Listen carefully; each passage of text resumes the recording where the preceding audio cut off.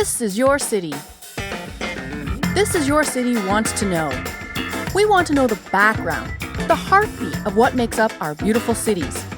We dig into the backstories from the struggles to the successes of our local entrepreneurs, small business owners, artists, not-for-profit organizations, and the many, many people who make up the intricate tapestry of our communities. Real people, real stories, by you and for you. But wait, that's not it. I love giving my opinion. Just ask anyone who knows me. We can't get enough of the honest, gritty feedback of places that we spend our hard-earned money. I'll give you the good, the bad, and the ugly of the places I eat, sleep, and visit. Disclaimer, my opinion only. All right, so come on, let's get to it.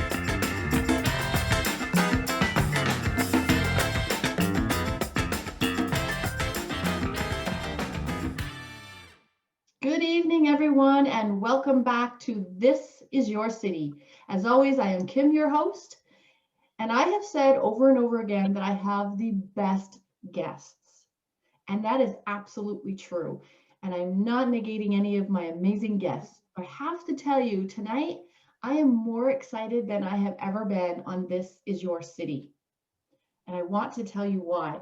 I reached out a little bit ago asking for some young heroes, young people who make a difference in their community, who go above and beyond what they need to do. And boy, was I ever blessed tonight. I have a treat for you. I have two amazing, in my opinion, and I'm sure in yours as well, two heroes here tonight. One young lady who I'm sure is going to inspire all of you, and an amazing man with an amazing dream, amazing visions, Dr. Ram and Edee Abbott. Now, let me tell you, when I say hero, you're going to hear why. But I'm going to introduce Dr. Ram first. I'm just going to get you to know who he is, and then we're going to get to the real star of the show. All right, so Dr. Ram, Edee, thank you both for being here. Thank you for taking the time out of your schedule. It's quite a different time schedule right now because you both are in the UK. So thank you for being here. Thank you. I am completely humbled and so happy that you agreed to share your stories with us.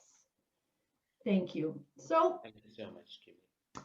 Let's get started. Dr. Ram, I'm going to start with you right off the bat. I mean, there's so much to cover here today, so I don't want to talk too fast, but I want to get it all in. I'm just going to give a little bit of who you are, and then we'll go into that. So, Dr. Ram, you're a consultant with congenital cardiac surgeon at Alder Hey Children's Hospital and Liverpool Heart and Chest Hospital. Is that correct? Did I get that right? That's correct, Kim. And you have over 12 years experience in congenital cardiac surgery. That's 22 correct. Years of experience in cardiothoracic, oh my gosh, did I say that right? Surgery. Cardiothoracic surgery. Right? Yeah. So I feel it very important to mention those professional interests that you have. And for that reason, because I also want to talk about your life passion, but some of your professional interests are you have neonatal, complex intracardiac and biventricle repairs, pectus and chest wall reconstructive surgery, and humanitarian surgery. I just feel so humbled even just to be in front of you with those credentials. And they're a little bit intimidating, let me tell you. But Dr. Ram, you have a life passion that really, I was just gonna say, it really touches my heart. You're a heart surgeon.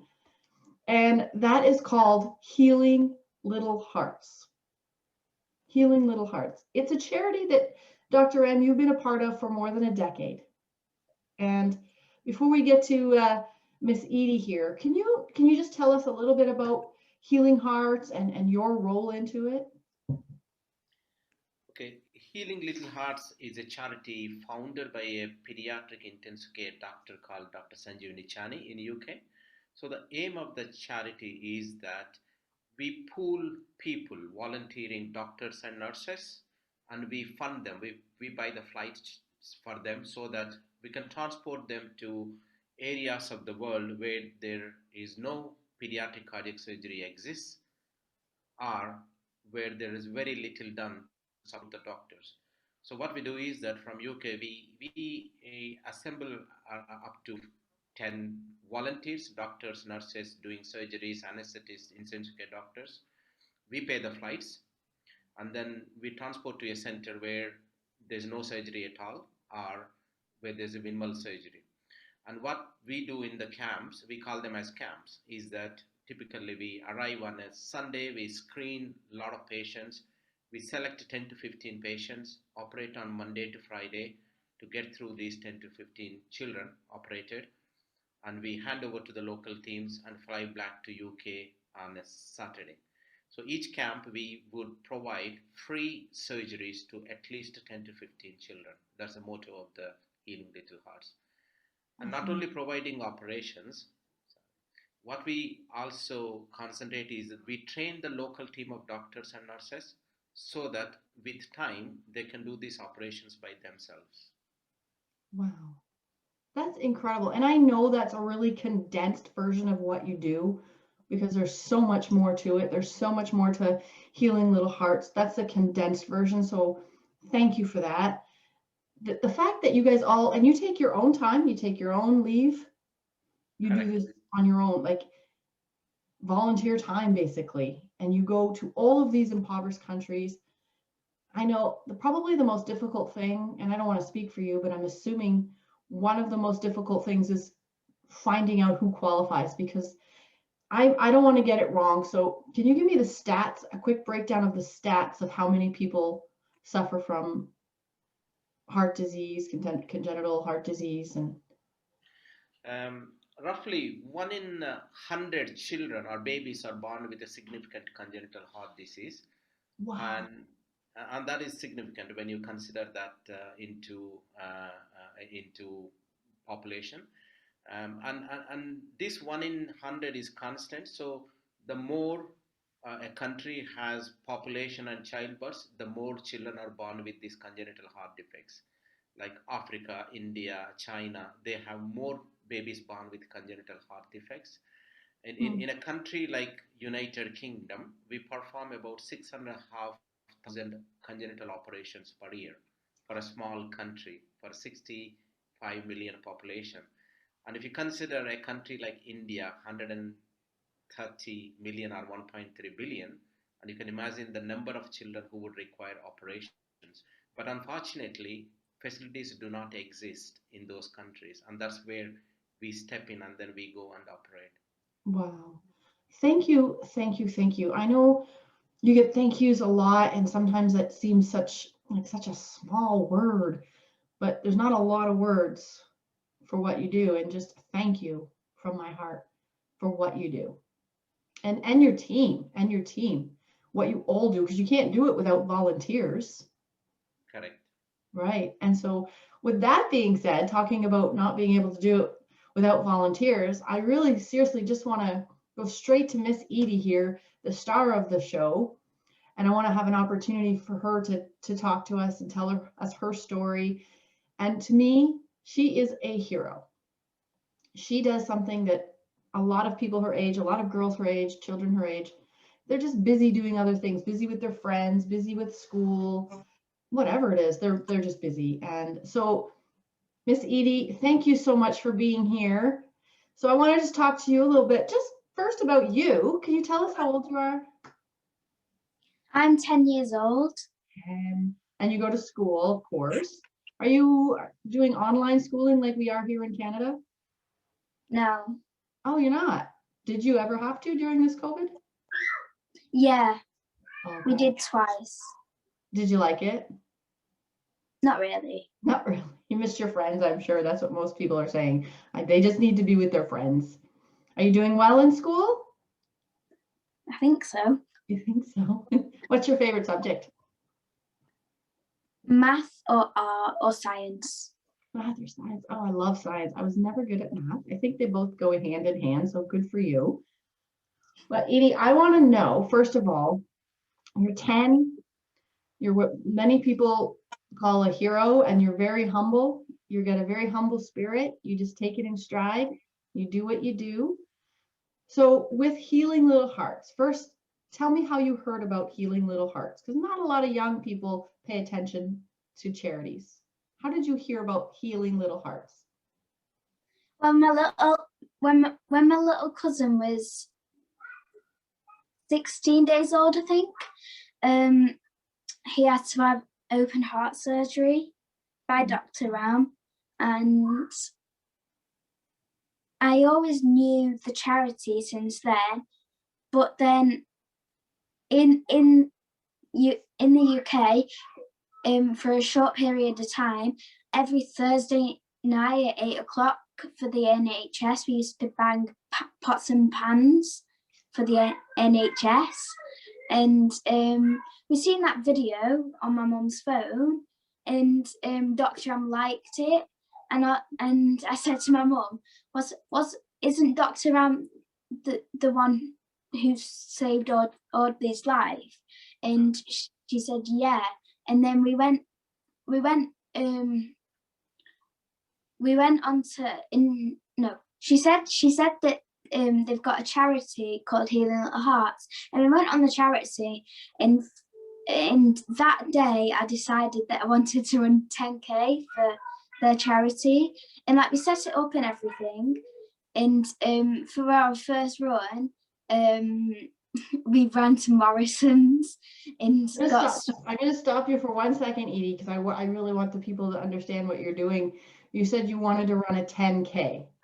Yeah. Okay, so we're going to back up for a second. Your cousin was 16 days old, tiny little baby, and Dr. Ram was the doctor who performed the surgery and saved your cousin's life. And something inside of you was just eternally grateful. Something inside of you said, wow, isn't this the doctor that saved our cousin's life? You were watching something on your mom's phone, this charity, and you said, well, I want to be a part of this. I want to do something. And it was a run. Now, are you a runner to begin with? And you wanted to do a 10K? Oh my goodness, good for you. I'd be doing a 5K and I'd be heaving at the finish line, let alone a 10K. And you never did a run before that 10K? Nope. Wow. So did you have training? How much training did you have to do? Well, we ran for about a month in May, and we just kept on running like 5k and back, and I think about 2 runs before we planned to do the 10k, we only have ran 5k. Wow. And we had to run double that. So then 2 runs before the actual big run, we decided to run 7k, and I could hardly do that. And then the last one that we did before the big run, we did another 7k, and we did the 7k, and I felt, oh, I can do a little bit more. And then because we ran to the park, we were then I ran around the park waiting for my dad to pick us back up, because and I think I did 7.5k something, and then that was our very last run before we did the 10k. So when you were doing the training, like I see people, athletes on TV, because you're an athlete, you know that, right? You did 10K, you're an athlete. So if you have those people on the sideline giving you glasses, like cups of water that you'd have to throw? No. No. So you didn't really have a time to finish it. Or did you? Did you have a time to finish it? No, we didn't really have a time to finish it. You just finished it when you finished it. So when you did the first 7K, I have to ask you, because I'm just envisioning myself and my daughter next to me. Like I would be crawling over the finish line. Like when you did the first 7, were you like crawling and then just like slow motion, like a cartoon over that finish line, and then roll on your back and go, somebody help me? No. Well, really struggling, but I didn't have to crawl all over the floor.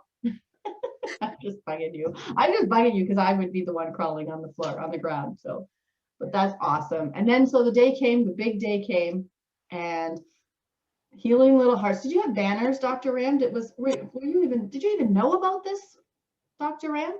Did you know this was happening? Yeah, I knew about it, and I was very impressed when I heard that she was just 9-year-old doing 10K. And as I said, even I won't be able to do that, run for I see. and it was amazing the amount of practice she has done. She must have done at least 30 miles for that, wasn't it? That's insane. I was aware that she was doing it, and I was so impressed.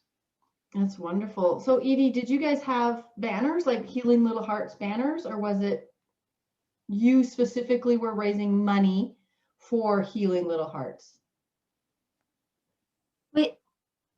I was Sorry. doing it with my mum, Okay. but I didn't have banners.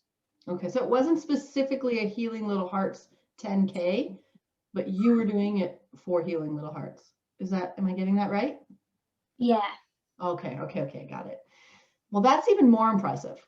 That's even more impressive. To me, that's more impressive because it wasn't something organized and you're like, oh, I'm just going to go join it. This was something you decided on your own to go and do. That's incredible. Yeah. And so can I ask you, how much money did you raise? 1,800, I think. That would be pounds, right? Yeah. I don't know. I'm going to get it completely wrong, but that's probably, well, it's over 2,000 Canadian dollars. It's probably over 2,000 American dollars too. That's incredible. That's a lot of money. Yeah. Wow, that's incredible. And did your mom run for Healing Little Hearts with you? Yeah, she ran all the 5Ks and the 10K with me. So you had support. That's wonderful. So she was like your little, come on, you can do it. You're a cheerleader. Yeah. That's awesome. So you raised over 2,000. That's amazing. Are you going to do it again? I don't think I'll run again. No. Oh, that's funny. You won't think you'll run again, but I saw a little but. But what? What's going to be next? I think I might do swimming or a cake sale. That's funny. It's kind of like the opposite, right? You're going to sell cakes and then you were doing something for heart health. Just kidding. Yeah, that's fun. That's amazing. And I know there's some other children in different parts of your area, different parts of the UK, who are also doing their own fundraising for Healing Little Hearts. So Dr. Ram, forgive me for always referencing the heart because you're a heart surgeon.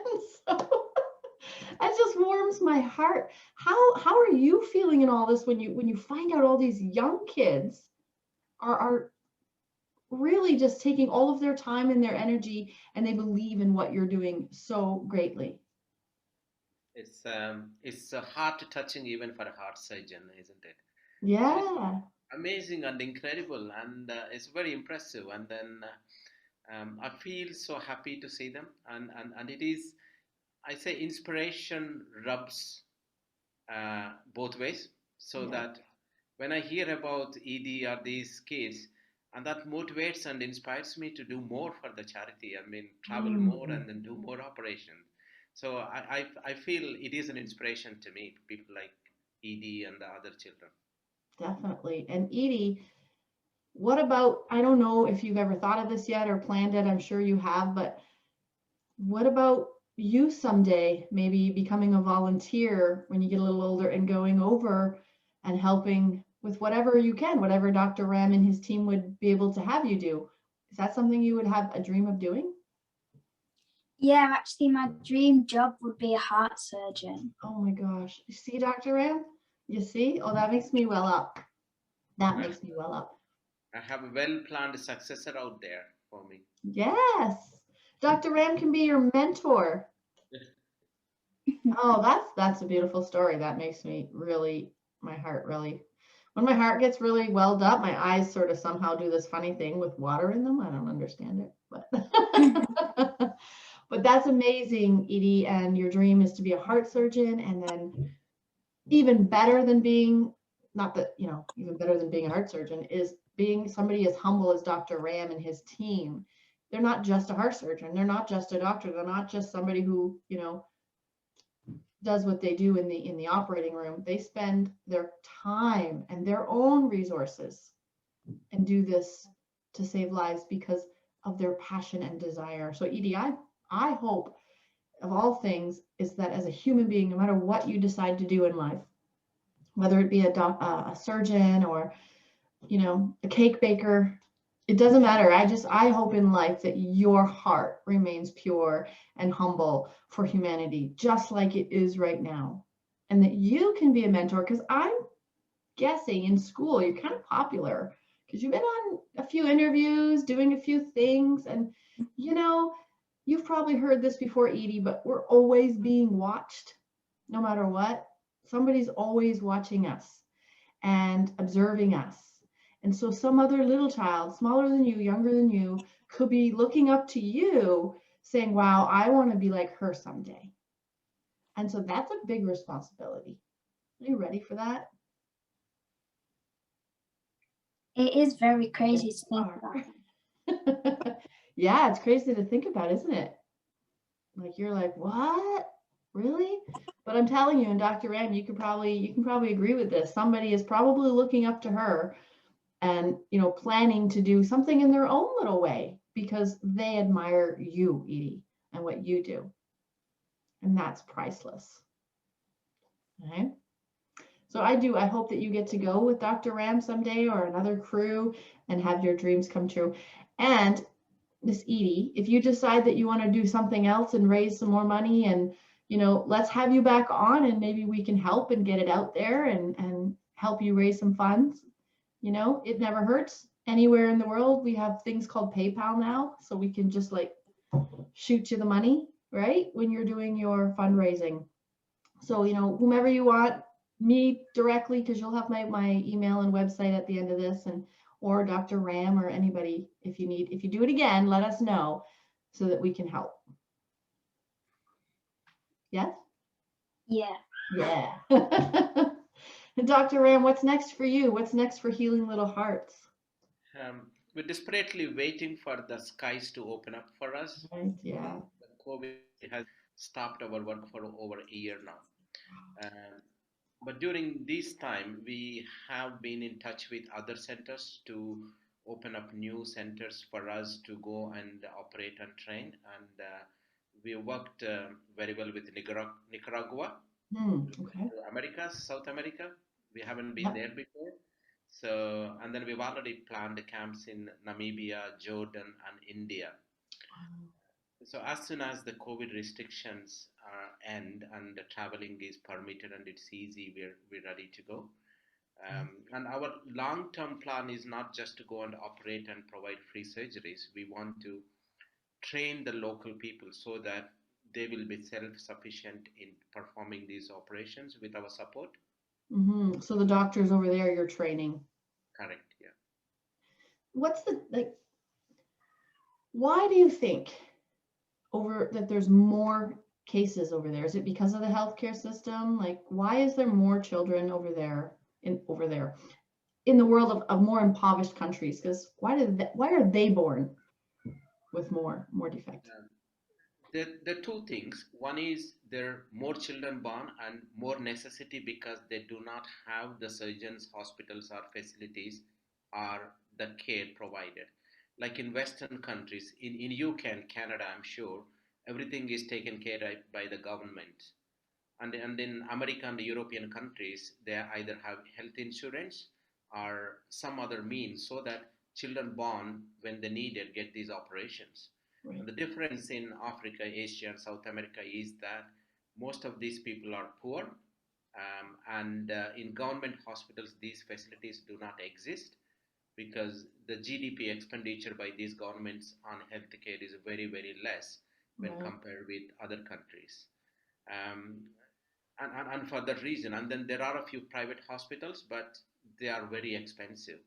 And it's not unusual for us to see these children dying when they can be saved with a simple operation. When I say simple, it is a risky, complex operation. But for us, there are volunteers and surgeons. When we can do it, why do we let the people die, children die, when we can do it? And that's what inspires us to go to these places. And the more population countries have, like China and India, the more children are born Right. with congenital heart defects. And the healthcare system in India is not well developed in the government sector, and in the private sector, it's very expensive. And India has more people living in India than anywhere else in the world. Right. I don't know actually yesterday, for some strange reason, we were given a lesson on people in the world. It was like 1.8 billion, maybe. Is that China? Anyway, it doesn't matter. There's a lot. More or less 1.35 billion India and 1.5 billion China. So Right. Yeah. every 1 and 2 person in the world is either Chinese or Indian. That's an interesting fact. Yeah. So you and I, Edee, we're the outside of that 1.2% people.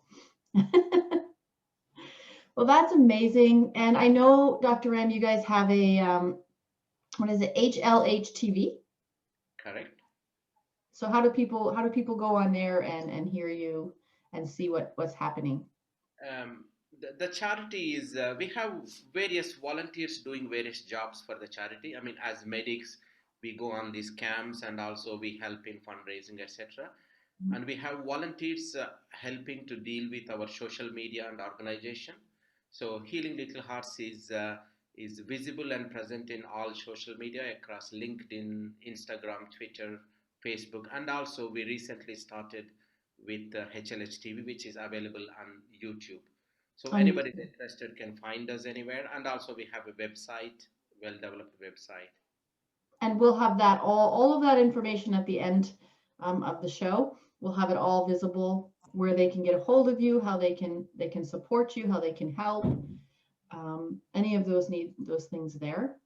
And again, we could have a 3-part series going on what you do and what Healing Little Hearts does, and amazing people like little Miss Edee, who is just, on her way to being the most extraordinary woman, because she's a very extraordinary young woman right now, young lady.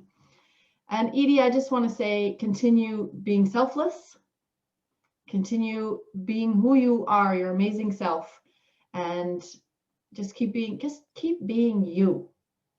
You know what I mean? So much pressure out there. There's so much noise in the world that pulls you this way and pulls you that way. Keep that pure heart.